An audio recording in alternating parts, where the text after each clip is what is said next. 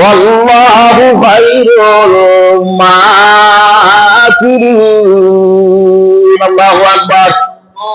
আল্লাহ তাআলা বলে দুনিয়ার মধ্যে যত ষড়যন্ত্র করো না কেন আমি মাওলাই সবচেয়ে বড় ষড়যন্ত্রকারী।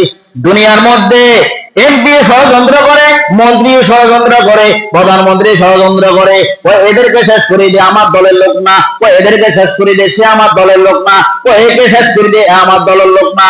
আল্লাহ তাআলা বলে ওয়া মাকারাল্লাহ ওয়াল্লাহু খায়রুল মাকিরিন। আল্লাহ তাআলা বলে তুমি যতই চক্রান্ত আর ষড়যন্ত্র করো না কেন সবচেয়ে বড় চক্রান্তকারী হলাম আমি আল্লাহ। সুবহানাল্লাহ বলেন। তা ইব্রাহিম আলাইহিস সালাম মাঠে দাঁড়ানো আর আল্লাহ তাআলা মশার বাহিনীকে যখন পাঠিয়ে দিলেন তখন মশার অত্যাচারে নমরুদ সহ দল বল সহ পুরা বাহিনী অস্ত্র শস্ত্র ফেলে পুরা বাহিনী পালাইছে। নমরুদ কয় আমি এত ছোট বাহিনী দ্বারা মোকাবেলা করব না, আমি যাব না, মাঠ থেকে আমি যাব না।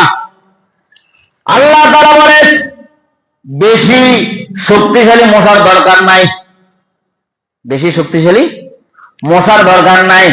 তো বাহিনীর মধ্যে অনেক বাহিনী আছে, মশার মধ্যে কয়েক জাত আছে, ডেঙ্গু মশা আছে, বিভিন্ন মশা আছে না।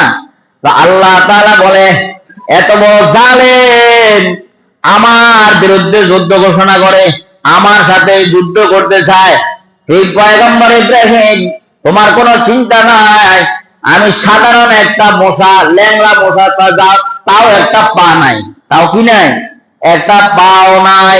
তাফসীরে তাবারির মধ্যে লেখে ল্যাংড়া মশারা বলছে তোমার যে পা নাই, ফাঁকাও একটা ফাঁকা ভাঙা কিতাবের মধ্যে রেখেছে। তারপরে তুমি টেনশন করা দরকার নাই, তুমি এক জায়গায় একটু রেস্টে রাখো, আমি যে বাহিনীগুলা পাঠাবো ওই বাহিনীগুলাকে দিয়ে আগে মাঠ পরিষ্কার করবো। সুবহানাল্লাহ। কি পরিষ্কার করবে? মাঠ পরিষ্কার করবে। র‍্যাব বাহিনী আনছে, পুলিশ বাহিনী আনছে, আনসার বাহিনী আনছে, নৌবাহিনী আনছে, সেনাবাহিনী আনছে, হ্যাঁ গুন্ডা বাহিনী আনছে, আনছে কিনা? আনছে। কার সাথে যুদ্ধ করবে? পয়গম্বর ইব্রাহিমের রবের সাথে। কার সাথে? রবের সাথে যুদ্ধ করবে। আল্লাহ তাআলা বলে এই ল্যাংড়া মশা অফিসের মধ্যে বস, অপেক্ষা কর, আগে মাঠ পরিষ্কার করলাম। মাঠ পরিষ্কার করা শেষ, এখন আল্লাহ তাআলা ফেরেশতার মাধ্যমে মশাকে বলে আসো, এখন তোমার কাজ মূল হেড কোয়ার্টারে যায়া, নমরুদের হেড কোয়ার্টার মাথার মধ্যে যায়া, ওখানে যায়া তার আসনের মধ্যে চেয়ারে যায় বসো। সুবহানাল্লাহ। দর্শে জায়গা মতে দর্শে।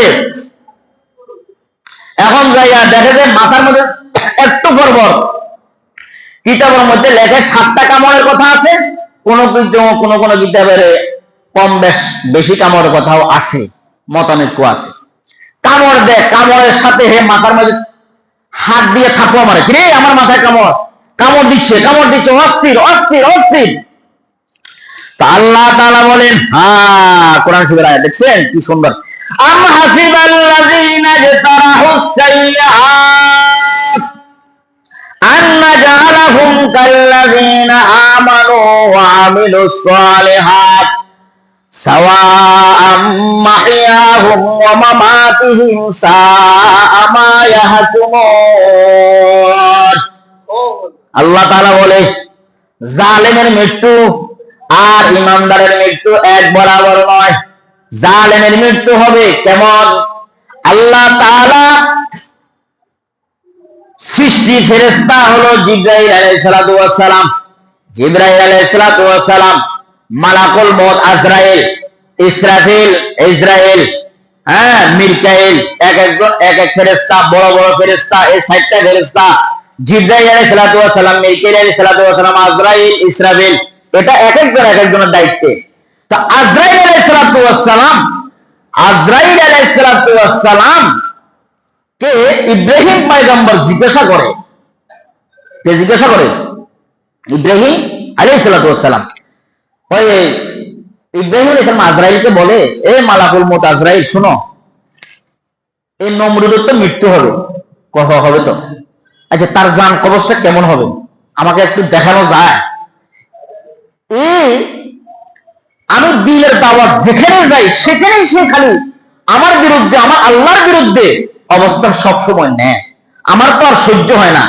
আমার শরীর ক্ষত বিক্ষত হতে পারে, আমাকে হ্যাঁ শরীর অঙ্গ প্রত্যঙ্গ যত আছে সব ছিন্ন বিচ্ছিন্ন করে দিতে পারে, কিন্তু আমার আল্লাহর বিরুদ্ধে যদি কথা বলে আমি ইব্রাহিমটা সহ্য করতে পারি। সুবহানাল্লাহ বলেন না কেন?